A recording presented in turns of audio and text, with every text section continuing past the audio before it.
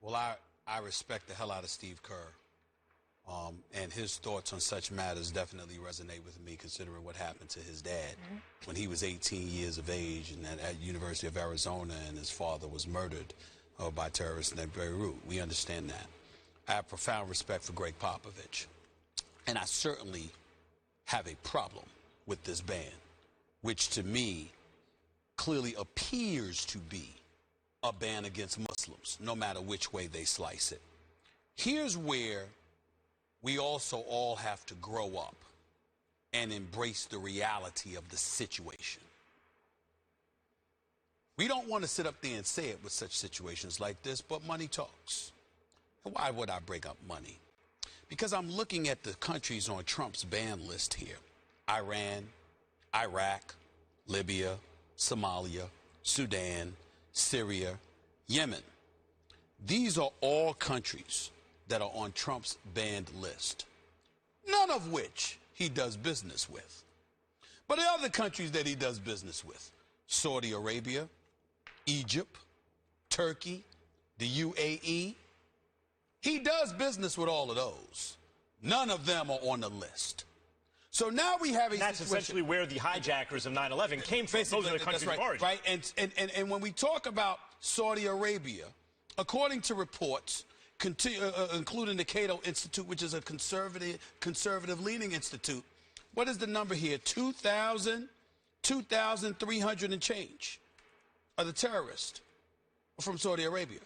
And so when you look at it from that perspective, and the fact that they're not on your ban list, but you do business with them, and you're quoted during the campaign talking about how they buy apartments from you, they generate anywhere from $40 to $50 million from you, you love these folks.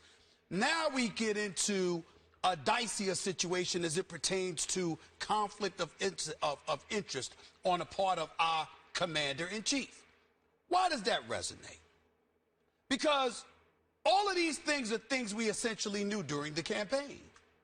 We knew about the wall, the big, beautiful wall that the Mexicans were going to pay for. We heard about that. But 29% of the Latino population voted for him. There were folks that saw and they looked at him and not immediately denouncing David Duke, not immediately, even though he eventually did it. And people pointed to that and they said, you know what, there are some sensitivities in terms of the whole housing issue in the 1970s. Oh, he's supposedly a racist. But he got 2% more of the black vote than Mitt Romney. Then we saw Hillary Clinton out there speaking in a fashion that resonated with various minority communities. But 2 million less black folks came out to vote for her than voted for Barack Obama, when Barack Obama himself was imploring people, get out there and vote. Don't sit up there and complain. Don't protest. As I told you, my boy Jeff and others have always said to me all the time, you know, you got a whole bunch of folks out there protesting, going off all the time. Conservative folks, they don't say too much. They just go to the voting polls and they vote.